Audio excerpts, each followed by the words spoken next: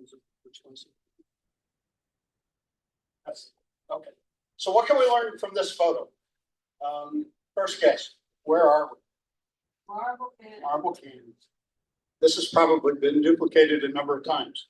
We can also tell from this photo, this was the kind of boat that Al used on the second trip, that they had a rudder oar here, that there were two people that were rowing at a time. The other thing that I take away from this is he was a fool. There's no way. This photo was taken right after the flood at Lauk on the 23 USGS trip. That's came from the Little Colorado. I believe it was 100,000 plus. Came down and forced them to climb up the walls, basically. I'm not, well, I know that this boat was used to transport the Rodman back and forth, but I think they're trying to duplicate a dragonfly, and that the idea was that they were going to flap really hard and go over the rapids. Not really sure about that. I don't think it's Photoshop. Okay, this is something that's important. First off, where are we? Boat beatings. You recognize this. Got a J rig over here, got some other S rigs. So I downloaded this from online, and it was labeled 1947 Norm Neville's trip. So there's some problems here.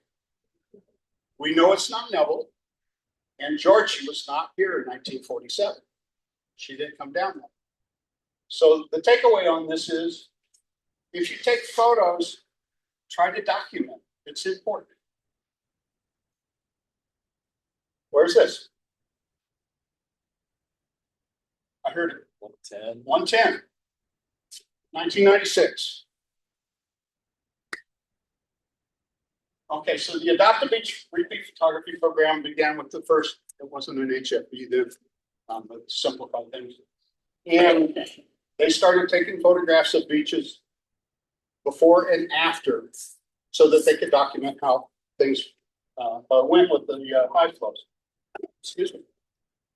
Very important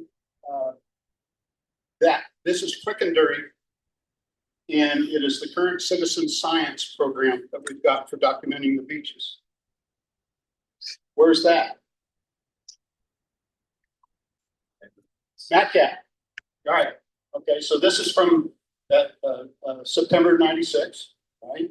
And not a whole lot of vegetation there. This, you probably would recognize the big rock. There at the parking. 2009, basically the same photo angle. Notice all the tamarix trees that you got growing up there. 2023, there's the big rock. We got some backers that are involved in this now. The takeaway here is, see those two rocks? That's those two rocks right there. So this is, excuse me, Georgie parked at the upper parking for MacCat in '64. July '96, where's this? Come on. Perfect.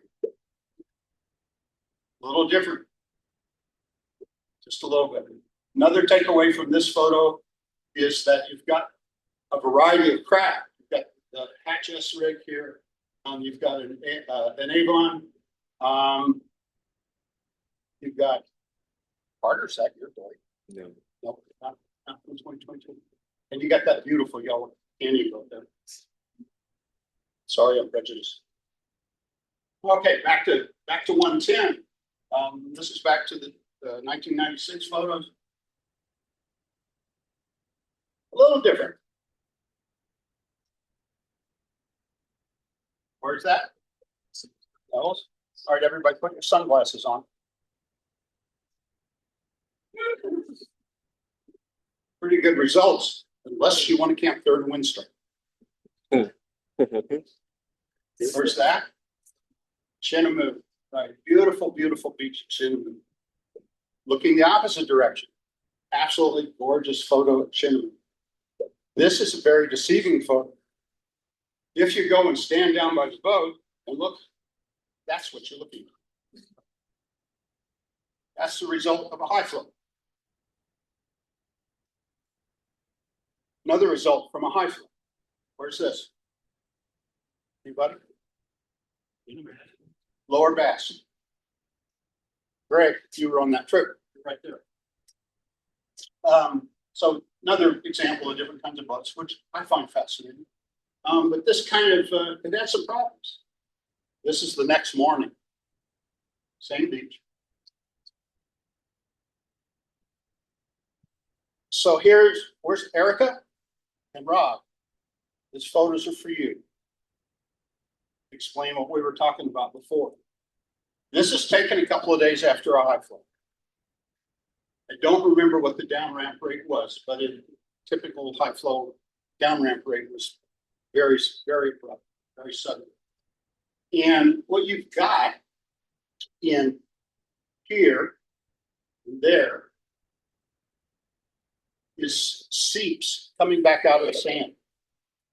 And as it comes back out, it carries sand out and it undermines all that sand that was parked up there. And because of this visual evidence, I am a proponent of slower down ramps because I think we can avoid those shear cuts. My opinion, I'm not a trained hydrologist.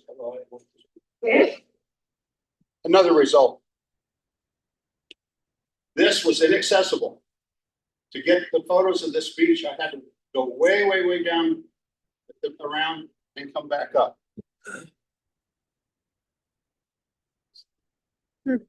Fishtail, same results, gone. That camp has never been approachable since. Lower 185 mile, same results. The camp was never usable again. By the way, 185 mile, for those of you that weren't around 40 years ago, was the most wind protected camp on the river. Mm-hmm. Lower Fall Canyon, back in the bay on the right-hand side of 212, sheared off, gone. There were others. Basalt was one of them. Lower Pumpkin was another. Hey, you know where this is? Tadahadso. 97, April 2012, July 2012.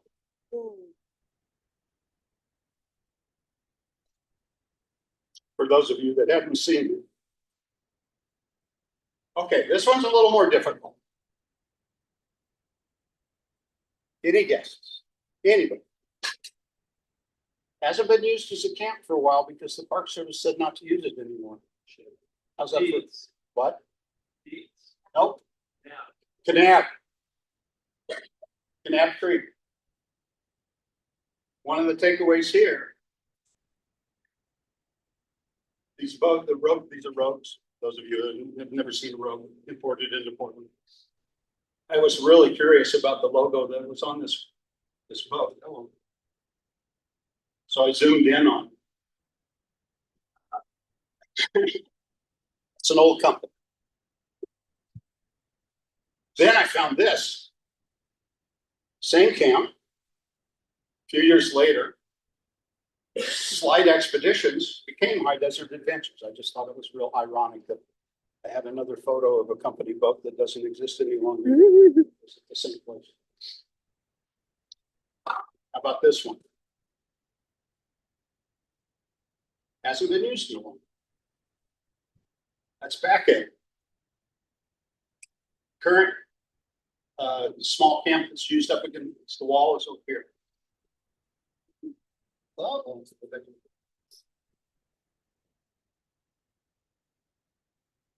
This is a little easier. Anybody?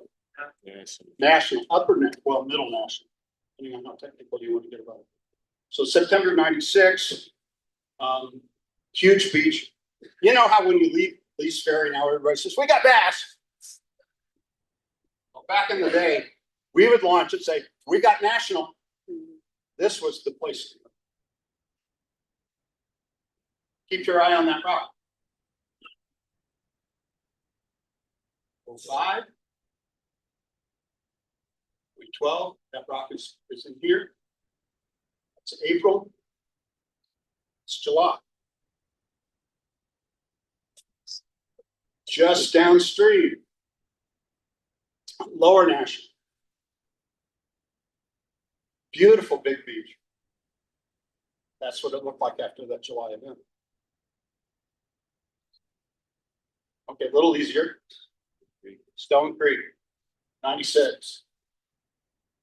2014, gorgeous. Go back, see this rock here. Rock there. Which is that rock there. That's after the Dubendorf. The guy. Yeah, a year after, not immediately yet. This is my little homage to camps that we don't have any longer. And thank you, Q. Q corrected this. I thought it was Lone Cedar. He called it Big Cedar Camp. Anybody know where that was? So it's about 211.5 on the right. Covered with a debris fin. Lower Rattlesnake. Covered with a debris fin. Spring Canyon. Mostly vegetation. I don't know anybody that stops in there any longer. UFO camp. Does anybody know where that is? It's the big dune between Blacktail and the big dune. I think the park cleans some of the arrowweed out of there so that there is access. Anybody know why it's called UFO camp, by the way? Yeah, that rock. If you go back, I think it was 1985 cover of the National Enquirer. Alien space station found in the bottom of Grand Canyon. That cover photo was taken from the camp. They did what? They cleaned. Okay, I thought it had been modified, but so and I left some others out of Basalt. Which used to be one of my favorite camps. Basalt had a huge cottonwood tree, and you could pull up and you could hike to the cottonwood tree and set up your kitchen under the shade. I love this month. Early August 2008. This is Ola. Late August. Thanks, Brad. Appreciate this. Brad Demick was taking photos for Adopt the Beach, and he got these for us. Okay, let's go to something more positive. If you don't go below Diamond, this is going to be a new one too. Any guesses? Nice. This is nice Canyon Beach. 2002. This is one of the regular beaches that they Adopt the Beach photographs. This is the earliest photo I have of this beach. And I thought about it for a minute. And that's because that was lake level a couple of years prior to this. So it had to emerge before we actually got to start taking photos of it. This is an important group of photos to me, and I hope to you. This is a little while later, you can start to see that there's something happening over here. Something happened. Same rocks that we had in the previous one. Oh, those two rocks there. That's these guys here. Now we got a wrap. So that's basically the end of the slides.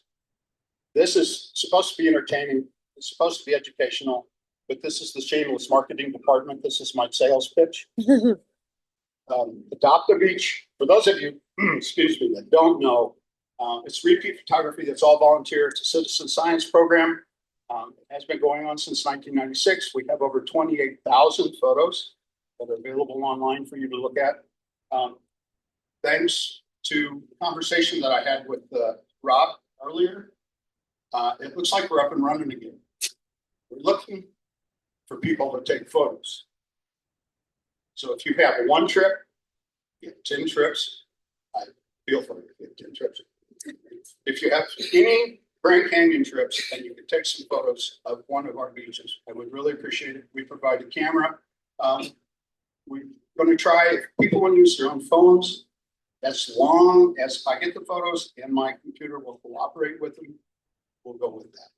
But otherwise, I have cameras available for you and little information packets. And appreciate anybody who can get involved. I want to thank Paul Doan for going down the river now, taking my place on the GTS trips. Rough work. All the volunteers in the past really, really do appreciate it. And if you have any questions, come over. Thank you.